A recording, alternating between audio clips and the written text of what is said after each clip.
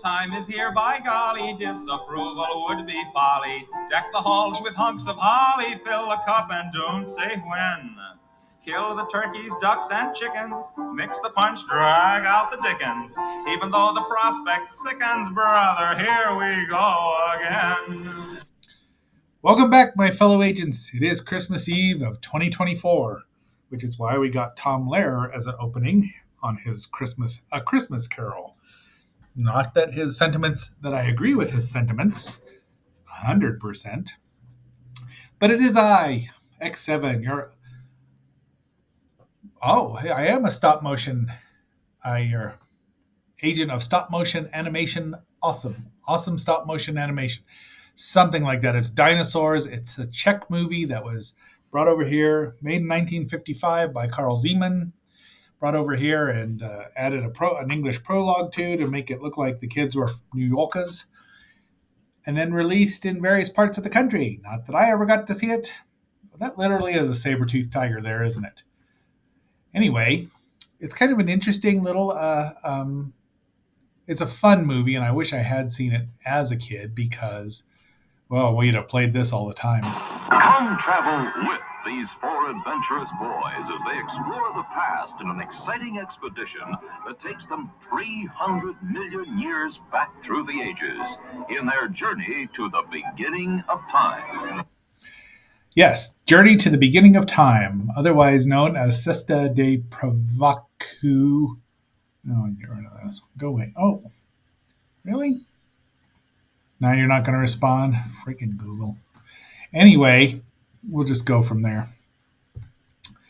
I know enough about the movie. I've seen it. 1960. It was originally filmed in Czechoslovakia in 1955, but brought over here and dubbed in 1960 by Radio and Television Packages, as you can see.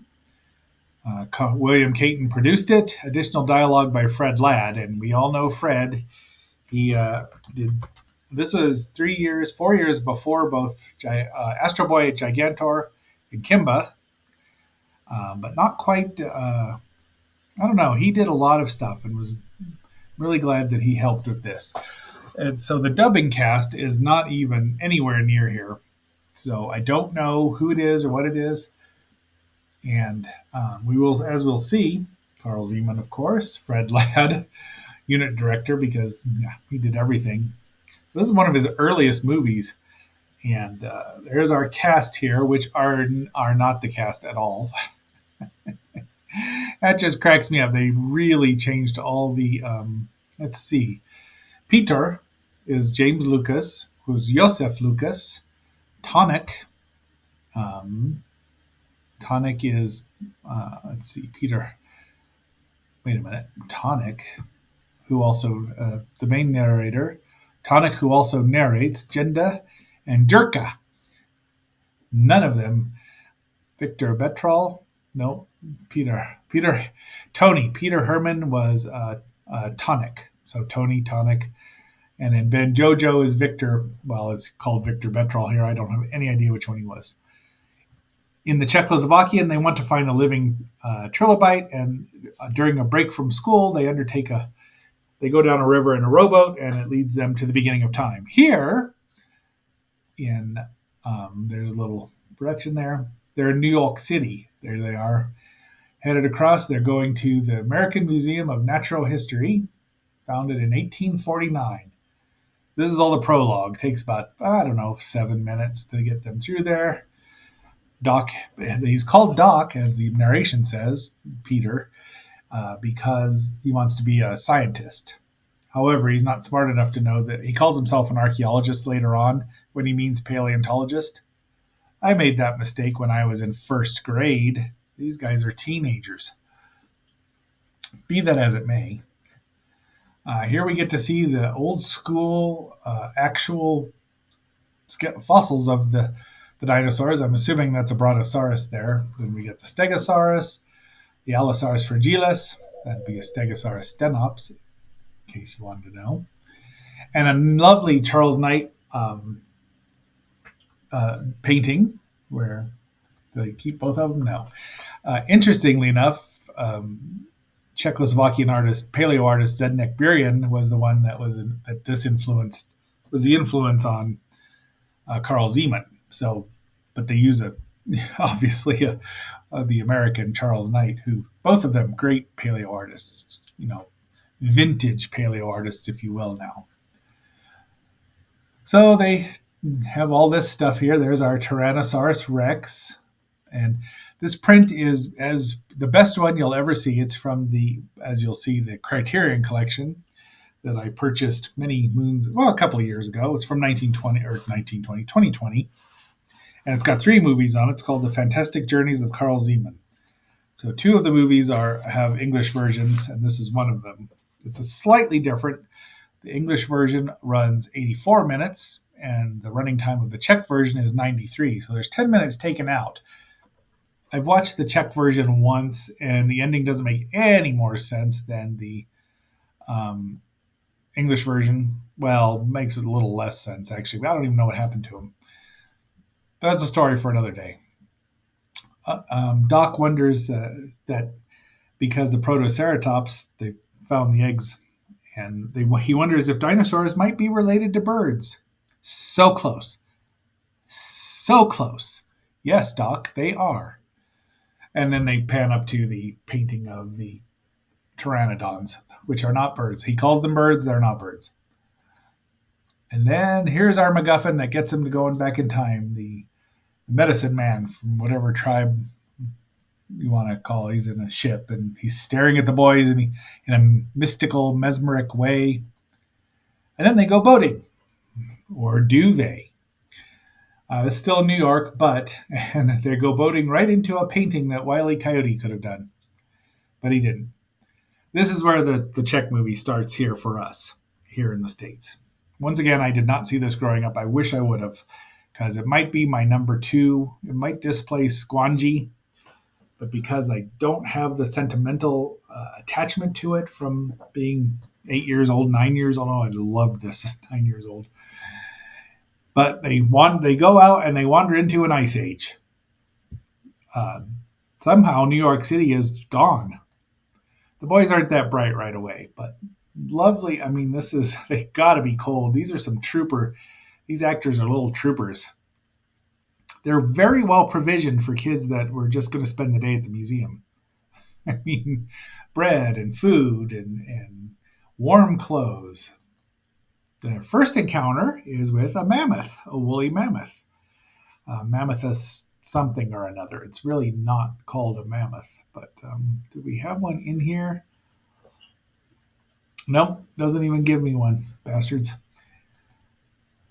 I just like the pictures here of the added together here, really nice. Now, this mammoth is the animated one. This one may just be a mock-up that stands there.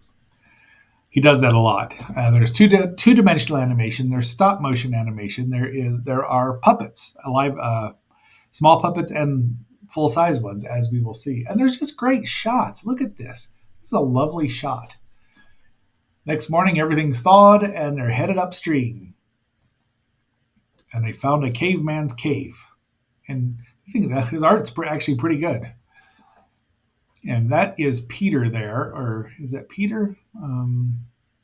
I think that's Peter there. Tony. That's Tony, who he's in front of a trap, a pit. He finds what is that thing, a spear? And he falls in. The boys are looking for him because he's lost. They keep wandering away from each other because they're idiots. I'm sorry, teenage boys are idiots. Having at one time been a teenage boy, and speaking of idiots, just remembering to say, please like, share, subscribe, and leave a comment. If you are watching, please watch a little longer than usual. It really, really helps the algorithm. So, thank you. Now, back to the show. So, JoJo's up in the tree because they make him do all the work because he's the littlest, apparently. He won't break a tree down. They are also equipped with binoculars. 2 stop-motion boars fight while they're watching, and Tony shows up with the spear and is muddy. He's fallen into the pit, and they make fun of him. After drying his clothes, they head upstream, and every time we see the mist, that means they're going to a new. They're headed to the Cenozoic era. So they'll be in the Cretaceous, but they get things kind of screwed up here.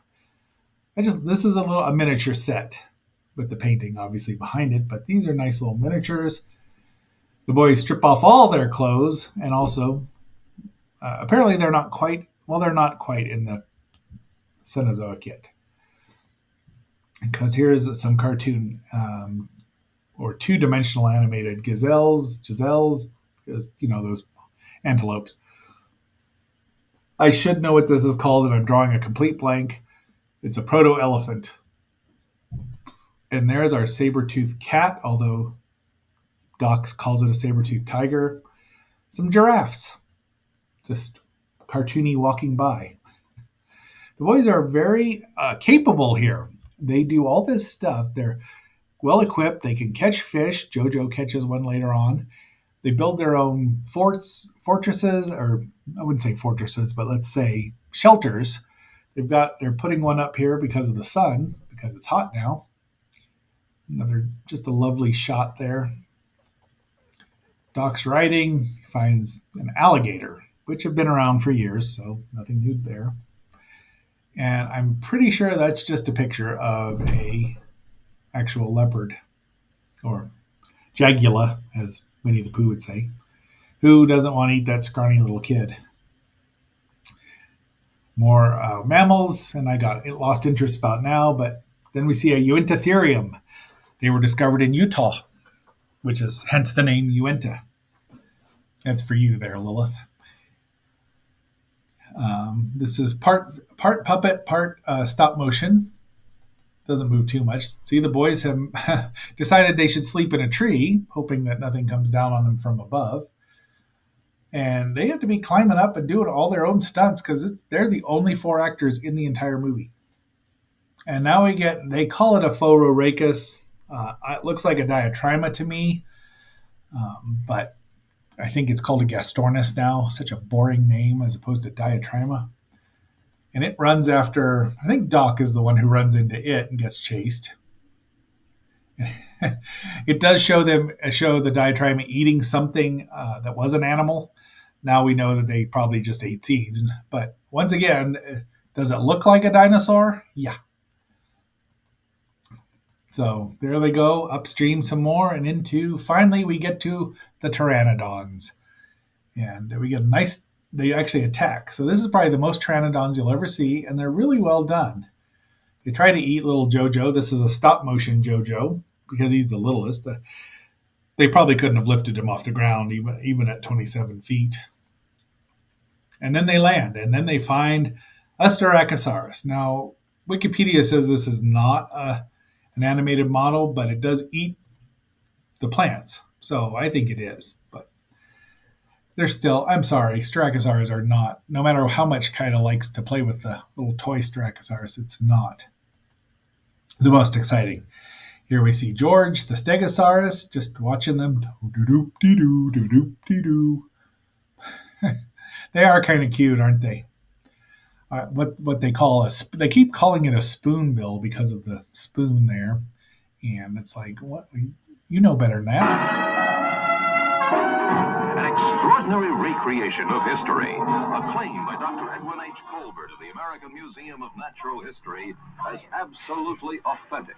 A thrilling and enlightening adventure story of the development of life on Earth. So it's a Trachodon. Again, it's a Hadrosaur now. They used to think they swam in the water to get away from the Allosaurus or whatever predator wants to eat them, because predators always wanted to eat them, which isn't true. They probably didn't care if they weren't hungry, I would think. But just really nice shots there, although those really kind of look like models, don't they? I hadn't noticed that. I mean, this one here is a full size. That's the boys there, and you can tell it's a puppet. Next thing we see is the Brontosaurus excelsus. And if you look right here, if you're watching on YouTube, right there, you can see the strings moving it, which doesn't bother me at all. I mean, it's a puppet, so they can interact. Forced perspective there, really well done. Boys are all excited, and it just turns and watches them. So I like the movies that don't erase things and try to say it's perfect, because the imperfection is what makes it perfect, right? And then they're in the water, and it gets in the water and swims at them. Back when they thought that brontosaurus sauropods would get in the water, and Tony there, Tonic, wants to take a picture of it. Not the brightest boy in the box, because despite it being an herbivore, that doesn't mean it wouldn't be hostile. I don't know if anyone's dealt with cows and their calves; they can be very protective. But we just get its picture, and then we finally get to the battle: the Ceratosaurus versus the Triceratops. Another lovely shot. This is stop motion going on. Look out! They've seen us! Here they come! That's You'll see the trailer here, but what you're hearing is the pteranodon attack on dumb little Jojo. Watch out! Why, that was close! We didn't have to worry anyhow. It says here in my notes that they only eat fish. Oh, sure. That's because they never tasted a boy before. See the So the Stegosaurus has used its Thagomizer on the Ceratosaurus. However, the Ceratosaurus has chomped its neck, and probably both of them died. That's how dumb it would be to fight something that's bigger than you are. Stegosaurus, the Trachodon, the Brontosaurus, the Mammoth. All of them, and many other amazements of the past, come spectacularly alive in the So in the morning, they go look at the Stegosaurus. This is a lovely full-size prop. Jojo's sent back to the boat to get Doc's diary, and he whines about it because he's a whiny little kid. This picture is great. These screen grabs are from the Blu-ray, and if you haven't got it, I only own 2 Criterion discs, and this is one of sets, and this is one of them. With all the preparation they did, they didn't bring any measuring sticks. Now I don't know if Czechoslovakia was on the metric system by now. But he says 20 feet. I mean, the English dub says 20 feet because we aren't still. And look, there's a nice shot of the Thagomizer, or which could be a Boyomizer at this point in time. So this is really a nice prop. I don't know if they climb around on it a bit. They hear Jojo crying because he's a big crybaby, and the boat has been destroyed because probably the Brontosaurus just walked over it, despite it not being deadly or anything, just walked over it. And then they build a raft and head upstream. They think they're Tom Sawyer. And now they're in the Carboniferous or the Permian era. They've not found their trilobite at all. this fantastic film, Journey to the Beginning of Time. And there you have it. They do find a bug and one of the dragonflies that predate all of these. The Ceratosaurus was in 1 million years BC. The Styracosaurus in Guangxi. The giant firefly, the giant dragonfly, was in Caveman. The saber-toothed cat, of course, in Sinbad and the Eye of the Tiger. No mammoth. So far, no stop-motion animated mammoth. What else have we gotten in here? Stegosaurus? No, I don't think any stop-motion ones, but the battle there. And Styracosaurus, of course, was in the Valley of Guangxi. You name it, he did this first.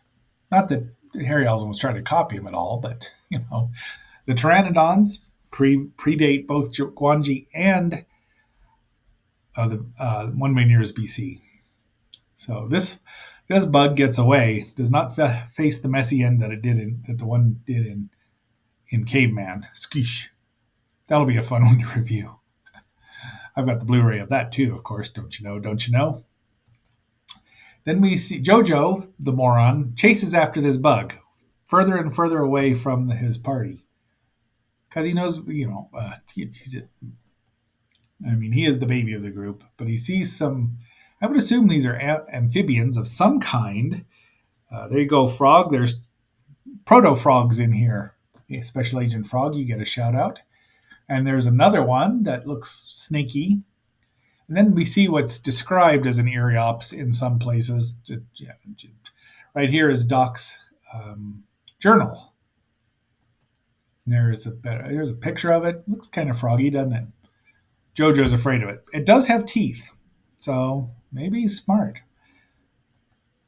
And then he gets back when they find him, because they use echolocation, i.e., they're whistling toward each other so they can find each other. He's pouty because they don't want to hear about his big adventure until Doc's crybaby and, oh, my journal, you saved it. I had to punch him. JoJo should have punched him.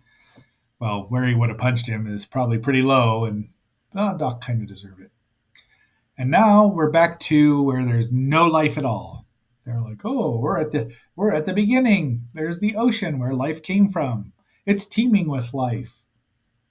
So here's where the movie gets weird, especially the Czech version, where they just go back and it's the beginning of the world, 4.5 billion years ago, which they probably thought was about 2 billion years ago back in 1960 or 55. I don't know off the top of my head.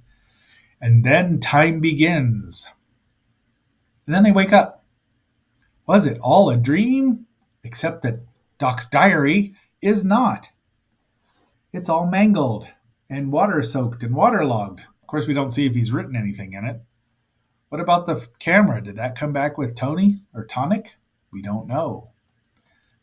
And really, I added that. I couldn't help it because that's where it ends. Well, right there, where on the carving of the Medicine Man, and if Edward Jack, the guy that did the Blob, would have done it, it would have been right there, the end, and then that question mark would have shown up.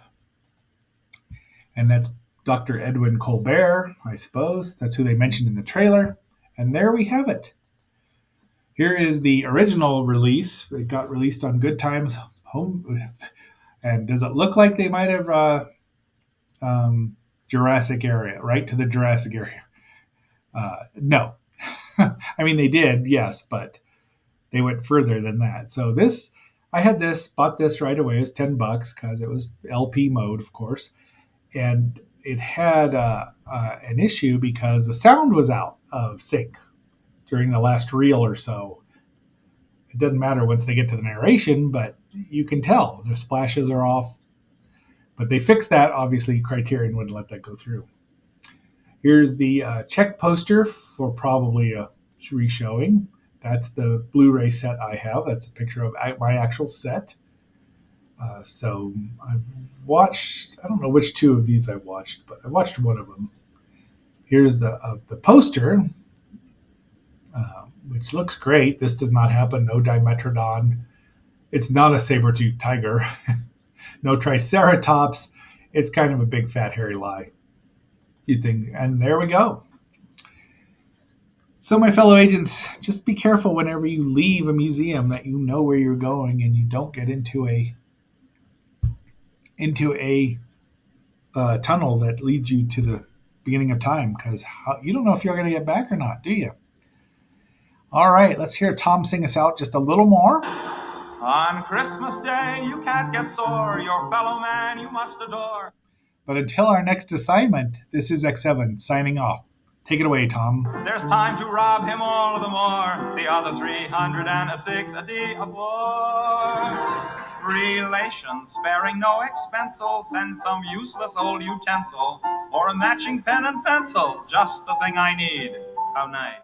Come travel with these four adventurous boys as they explore the past in an exciting expedition that takes them 300 million years back through the ages in their journey to the beginning of time. An extraordinary recreation of history, acclaimed by Dr. Edwin H. Colbert of the American Museum of Natural History as absolutely authentic.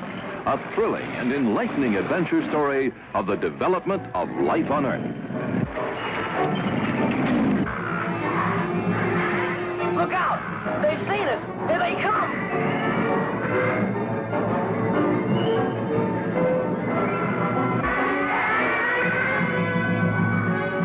Watch out!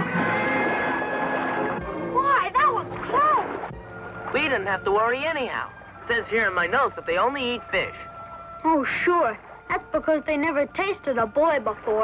See the Stegosaurus. the trachodon, the brontosaurus, the mammoth.